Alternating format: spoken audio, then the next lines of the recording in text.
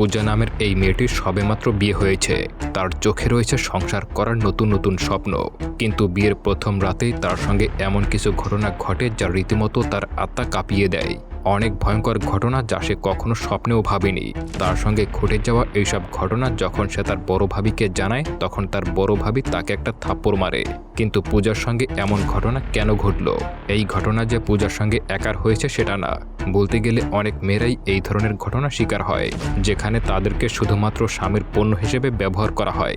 যখন মনে চাইবে তখন স্বামী তাকে ব্যবহার করবে, আবার যখন মনে চাইবে না তখন তাকে ছুঁড়ে ফেলে দেবে। আর এই ধরনের ম্যারিটাল রেপের জন্য আমাদের সমাজে কোনো আইনও নেই। তাই বলবো পুরো ভিডিওটি দেখতে শুরু করুন, কারণ এখানে ছেলে মেয়ে উভয়েরই অনেক শিক্ষণীয় কিছু বিষয় আছে। গল্পের শুরুটা হয় লখনৌ শহরের একজন গৃহবধূ কমলেশকে দেখিয়ে। সে নিজের শ্বশুর শাশুড়ি, দিদা শাশুড়ি এবং আরও একজন দেবরকে নিয়ে নিজের স্বামীর সঙ্গে বেশ সুখে শান্তিতেই নিজের জীবন পার করছিল। সেই সাথে তার মেয়ে পিঙ্কিও আছে। দেখা যায় কমলেশ তার দেবরকে একেবারে নিজের ছেলের মতোই ভালোবাসে। আর তার দেবর, যার নাম অরুণ, তার সঙ্গে কারোর ঝামেলা লাগলে অরুণের কোনো দোষ আছে কিনা সেটা না জেনেই কমলেশ তার পক্ষ নিয়ে কথা বলতে শুরু করে।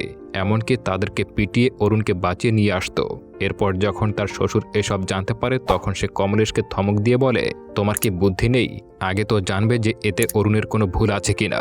তবে কমলেশ বলে ওঠে যে তার অরুণের কোনো দোষ থাকতেই পারে না। এতেই তাদের সম্পর্ক আরও গভীর হয়ে যায়।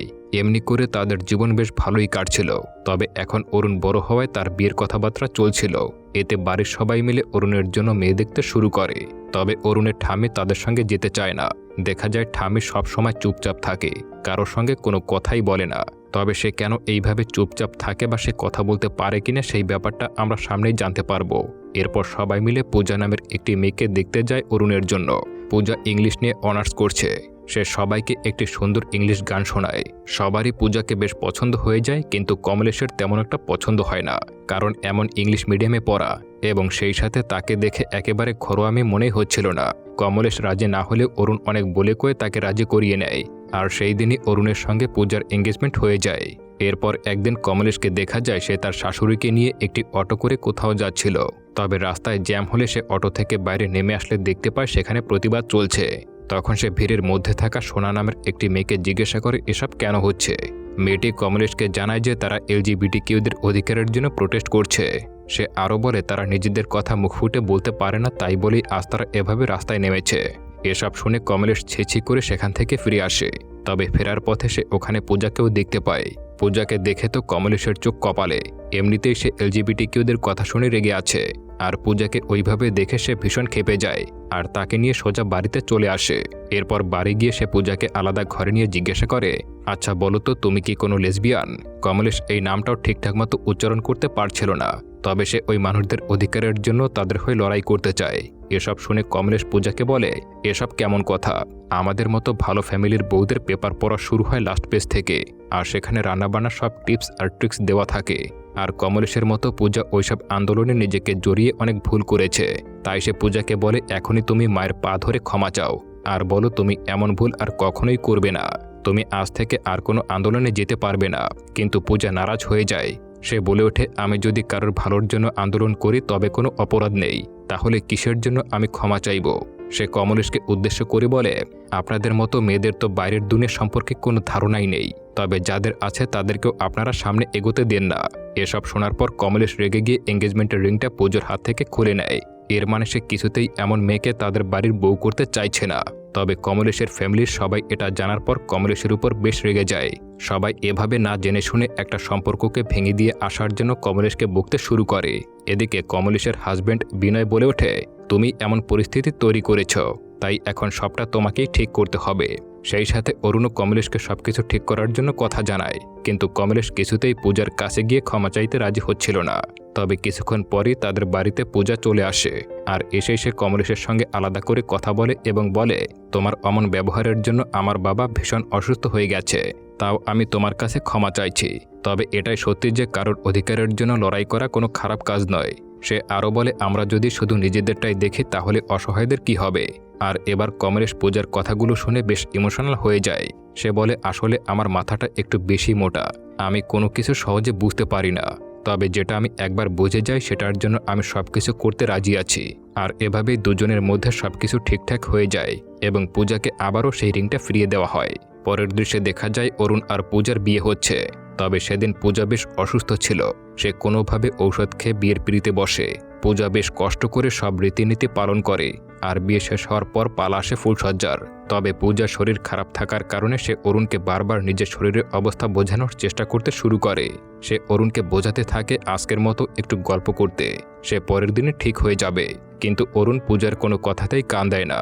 আর সেই সময় সে পূজার সঙ্গে জোর করে ইন্টিমেট হয়ে যায়। অরুণের এমন ব্যবহারে পূজা ভীষণ হতাশ হয়ে যায়।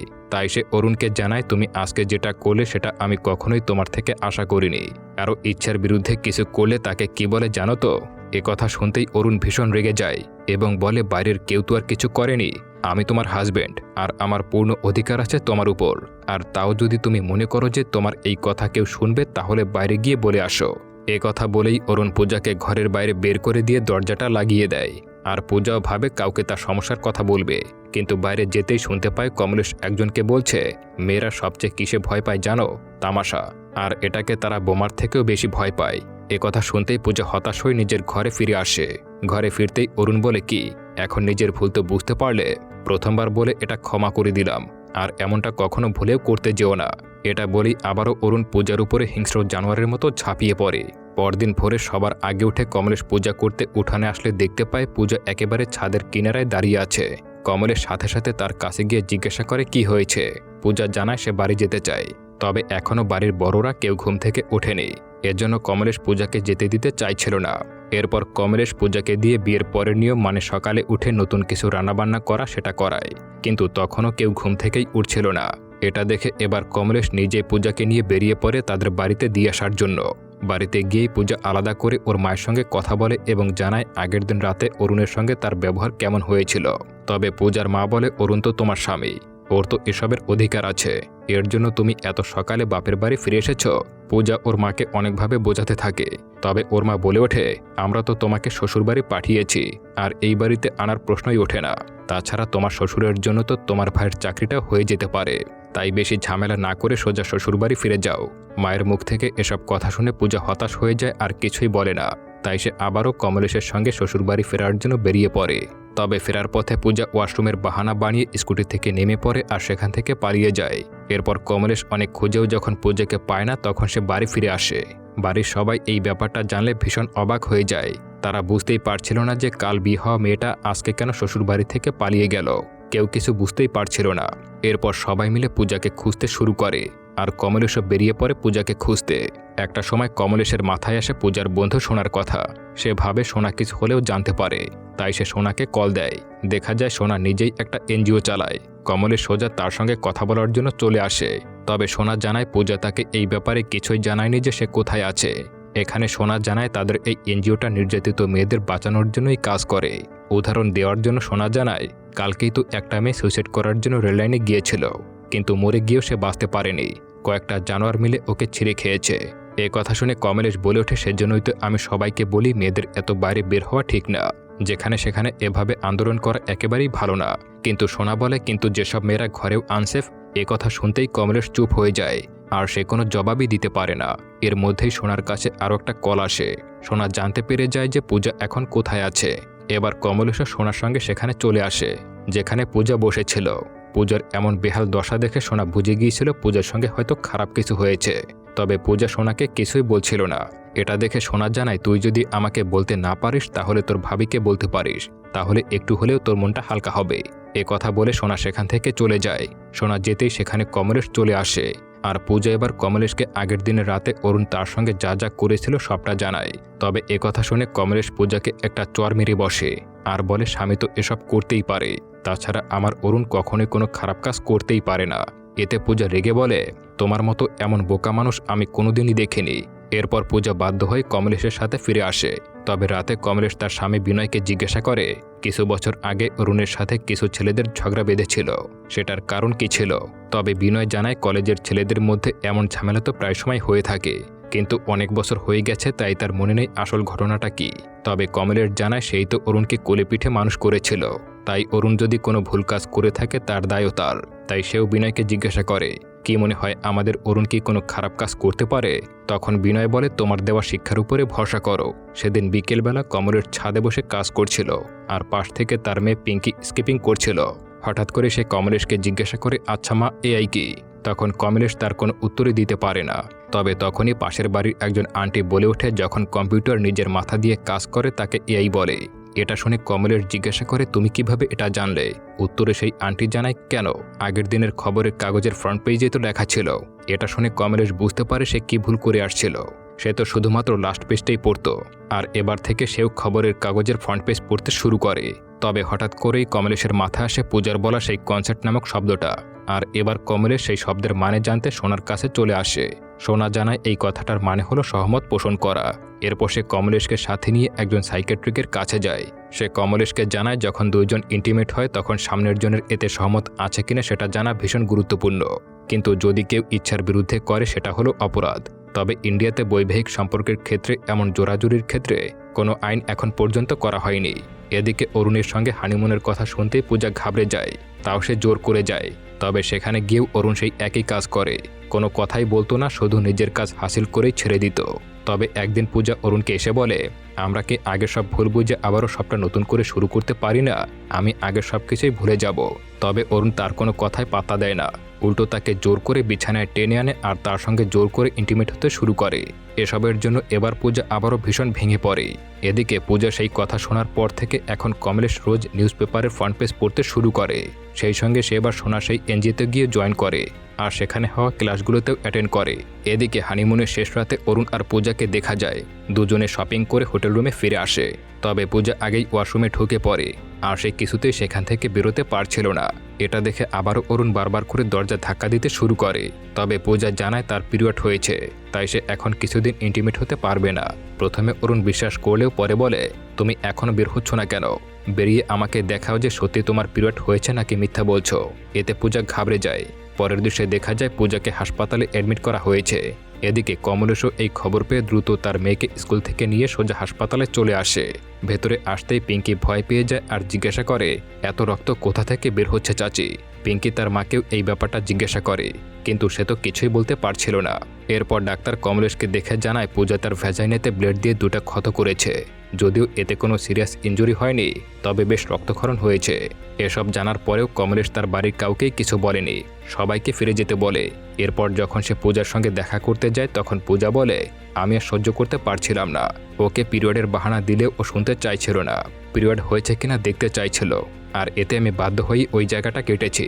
তাহলে এবার কি তোমাদের বিশ্বাস হচ্ছে না যে আমি কোন অবস্থায় আছি? তুমি কখনো ওই জায়গায় ব্লেড লাগিয়ে দেখো তো কতটা কষ্ট হয়। এখনও কি আমাকে ভুল বুঝবে? পূজার এমন প্রশ্নে এবার কমলেশ চুপ হয়ে যায়। সে বলে, আমি তোমাকে কখনোই ভুল বুঝিনি, আমি বুঝতে পারছি তোমার কষ্ট কোথায়। আমি তো তোমাকে আগেই বলেছিলাম যে আমি কোনো কথা সহজে বুঝি না, আর যেটা বোঝে যায় সেটার জন্য পুরো জীবন দিয়ে লড়ি। পরদিন যখন অরুণ পূজাকে ডিসচার্জ করতে আসে তখন রিসিপশনিস্ট জানায় পূজাকে তো রিলিজ করে দেওয়া হয়েছে, তাকে তার ভাবি সাথে করে নিয়ে গেছে। এই কথা শুনে অরুণ বেশ কিছুটা অবাক হয়ে যায়, কারণ সে এই বিষয়ে কিছুই জানতো না। এরপর অরুণ ডাক্তারের সঙ্গে গিয়ে দেখা করে। ডাক্তার অরুণকে দেখে রেগে যায়। এদিকে নির্লজ্জ অরুণ এসে ডাক্তারকে জিজ্ঞাসা করে যে সে পূজার সঙ্গে ইন্টিমেট হতে কবে পারবে। এই কথা শুনে তো ডাক্তার ভীষণ ক্ষেপে যায় এবং বলে ওঠে, কোন সাহসে তুমি আমার কেবিনে ঢুকেছ? কখনো ভেবে দেখেছ যে তুমি কতটা ভয়ানক, যে তোমার ভয় একটা মেয়ে ওই জায়গায় ক্ষত লাগিয়েছে? আসলে অরুণ জানতোই না যে পূজার পিরিয়ড হয়নি, বরং সে নিজে ক্ষত করেছিল। ডাক্তার আরও বলে, এসব তোমার ভাবি জানতে পেরে তার আত্মা পর্যন্ত কেঁপে উঠেছে। তাহলে ভেবে দেখো তুমি কতটা ভয়ানক নরপিশাচ, আর কখনোই নিজের এই জঘন্য মুখটা আমাকে দেখাতে আসবে না। এই কথা বলে সে সিকিউরিটি গার্ডকে ডেকে অরুণকে বের করে দেয়। এদিকে অরুণ যখন জানতে পেরে যায় যে পূজার পিরিয়ড হয়নি, বরং ও নিজে সেখানে কেটে অরুণকে ধোঁকা দিয়েছে, তখন ওর মাথায় আগুন উঠে যায়। সে রেগে বাড়ি ফিরে আসে। তবে বাড়ি ফিরলে দেখতে পায় সেখানে নতুন বউ পূজার মুখ দেখার জন্য কোনো নিয়ম পালন করা হচ্ছে, আর এই নিয়মে কোনো পুরুষেরই সেখানে ঢোকা নিষেধ। কিন্তু অরুণ জোর করে ঢোকার চেষ্টা করছিল। অন্যদিকে পূজা কমলেশকে বলে, কেন তুমি আবারও আমাকে নিয়ে এই নরকে এসেছ? এ কথায় কমলেশ বলে, আমি তো অরুণকে ছোট থেকেই চিনি, তাই আমার বিশ্বাস অরুণের বাবা ওকে বুঝালে এই ব্যাপারটা সে বুঝবে। কমলেশ আরও জানে সে যখন প্রেগনেন্ট ছিল সে সবসময় একটা ছেলে চাইতো, আর তার জন্য সে অনেক নিয়ম মেনেছিল। তবে তার একটা মেয়ে সন্তান হয়েছিল। সেই সাথে ডাক্তার এটাও বলে দিয়েছিল যে সে আর কোনোদিনই মা হতে পারবে না। আর সেই থেকে সে অরুণকে নিজের ছেলের মতো করে কোলেপিঠে মানুষ করেছে। সেজন্য সে সবসময় অরুণের সব অন্যায় আবদার পূরণ করেছে, কখনোই এসবের জন্য শাসন করেনি। আর আমি মনে করি তোমার আজকের এই পরিণতির জন্য কিছুটা আমিই দায়ী। এদিকে অরুণ সেই অনুষ্ঠানে ঢুকে পড়ে। তবে সেখানে অরুণের সামনে কমলেশ চলে আসে এবং অরুণকে বলে, আমি তোমাকে কোলেপিঠে মানুষ করেছি আর সবসময় তোমাকে আশীর্বাদ করেছি। আজও আমি তোমাকে আশীর্বাদই করব। তবে কাল থেকে তোমার সাথে দেখা হবে লড়াইয়ের ময়দানে, তাই তৈরি থেকো তার জন্য।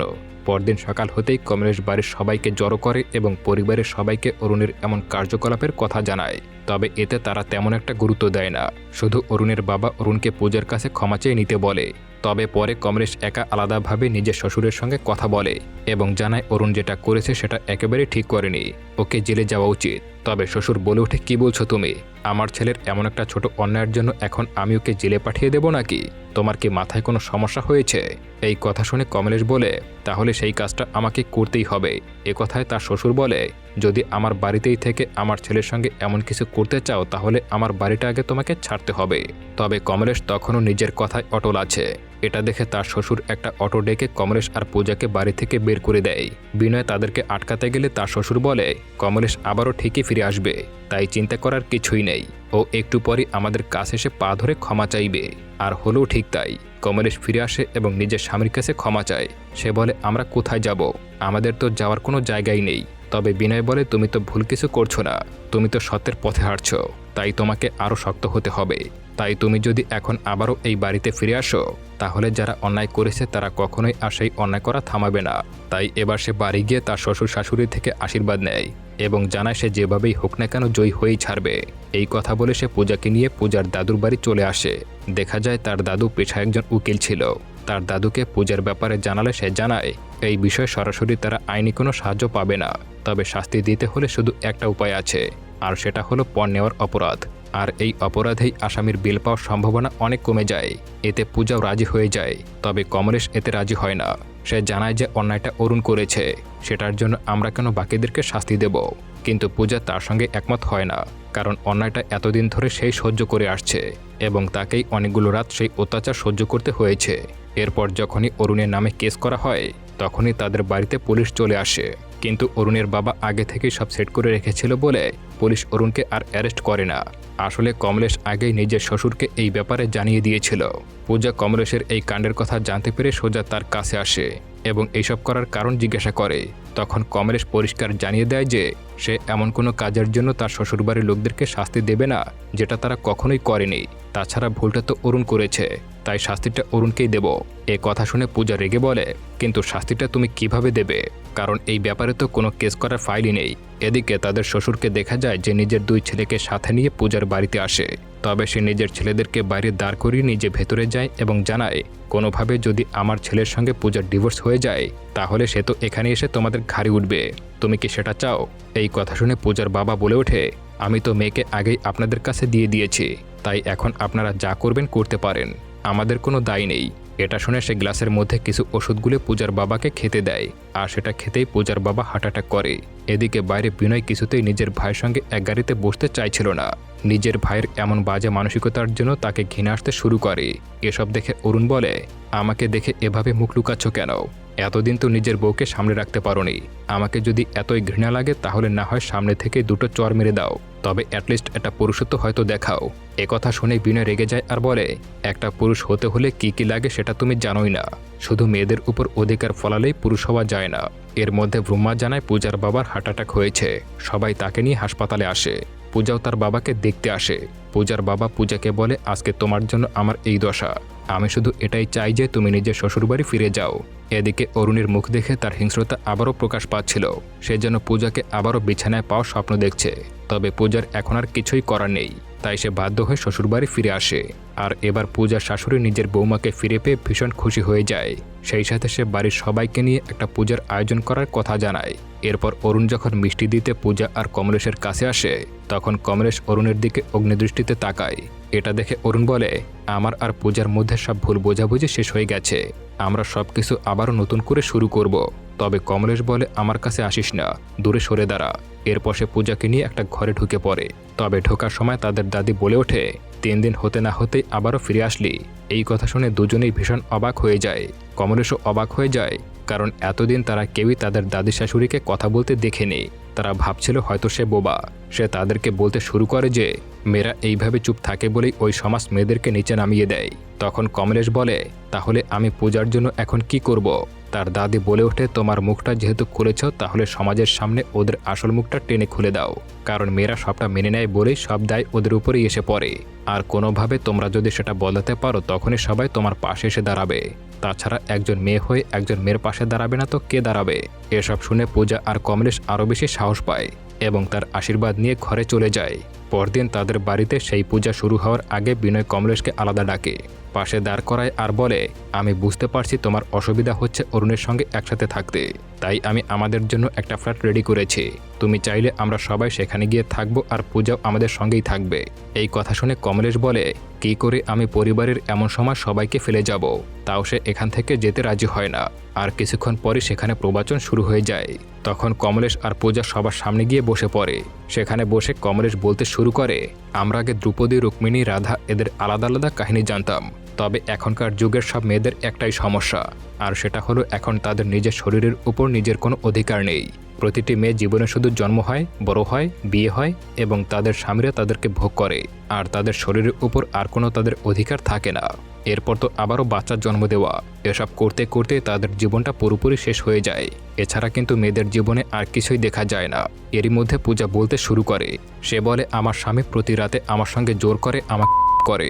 এই কথা শুনতেই পাড়ার সবাই তো অবাক হয়ে যায়। এর মধ্যে অরুণের বাবা সবাইকে বলে, কি শুনছো তোমরা? একটা বাড়ির বউয়ের এসব ফালতু কেচ্ছা?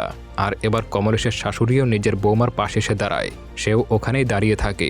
এদিকে সেখানে থাকা সবাই সিসি করে যেতে লাগলে কমলেশ চিৎকার করে ওঠে। সে বলে, এখান থেকে তারাই যাবে যাদের সঙ্গে কখনো কোনো অন্যায় অত্যাচার হয়নি। যেসব মেয়েদের বাস, ট্রেন, স্কুল, কলেজে নিজেদের ইচ্ছার বিরুদ্ধে কেউ হাত দেয়নি, বাকিরা সবাই এখান থেকে চলে যাবে। তবে এই কথা শোনার পর দেখা যায় সব মহিলারাই সেখানে দাঁড়িয়ে পড়ে, কারণ পৃথিবীতে এমন কোনো মেয়ে নেই যাদের সঙ্গে এমনটা হয়নি। কারণ কেউ না কেউ মেয়েদের ইচ্ছার বিরুদ্ধে তাদের গায়ে হাত দেয়, আর এই কারণে সব মহিলারা এবার তাদের পাশে এসে দাঁড়ায়। এদিকে অরুণ তার বাবার কথায় পূজাকে মারতে এগিয়ে আসলে কমলেশ অরুণের হাতটা ধরে ফেলে। সে বলে, ভুলেও এমনটা করতে যেও না। মনে রেখো, আমি কিন্তু তোমাকে আদর করে বড় করেছি, আর এখন তোমার বাবা ছাড়া কেউই তোমার সঙ্গে নেই। ভেবে দেখো, তুমি অবশ্যই তো কিছু ভুল করেছ, যার জন্য এখন সবাই তোমার বিরুদ্ধে গেছে। আর একটা কথা মনে রেখো, আজকের পর তুমি আমাদের মৃত্যুতে আমাদের মুখে জল দেওয়ার কথাও ভাববে না, আর পিঙ্কির বিয়েতেও তোমার কোনো কন্ট্রিবিউশন থাকবে না। আমরা সবাই তোমাকে ত্যাগ করলাম আজ থেকে। এ কথা শুনতেই অরুণ সবার কাছে ক্ষমা চাইতে শুরু করে। তবে কমলেশ বলে, আমার কাছে ক্ষমা না চেয়ে পূজার কাছে ক্ষমা চাও। তখন পূজা অরুণকে একটা চড় মেরে বলে, যাই হয়ে যাক না কেন, আমি তোমাকে কখনোই ক্ষমা করতে পারবো না। তুমি এই কদিন ধরে আমার সঙ্গে যে অন্যায় করেছো সেটা কিছুতেই আমি ভুলতে পারবো না। তাছাড়া আজকে ইন্ডিয়াতে এই অপরাধের জন্য কোনো আইন না আসলেও একদিন তো অবশ্যই আসবে, আর সেদিন পর্যন্ত আমি ওয়েট করব তোমাকে শাস্তি দেওয়ার জন্য। আর এবার সেখানে থাকা সবাই পূজার সিদ্ধান্তে সহমত জানায়, আর এরই সঙ্গে সঙ্গে এই সিরিজটা এখানেই শেষ হয়ে যায়। বন্ধুরা, কেমন লাগলো গল্পটা অবশ্যই কমেন্ট করে জানাবেন। আপনারা কি এই ধরনের ইন্ডিয়ান গল্প পছন্দ করেন তাও জানাতে পারেন। একজন ভাই ইন্ডিয়ার এমন ঘটনা চেয়েছিলেন, তাই আপনাদের সঙ্গে শেয়ার করলাম। তো চ্যানেলটি সাবস্ক্রাইব করে আমার সঙ্গেই থাকুন। ধন্যবাদ।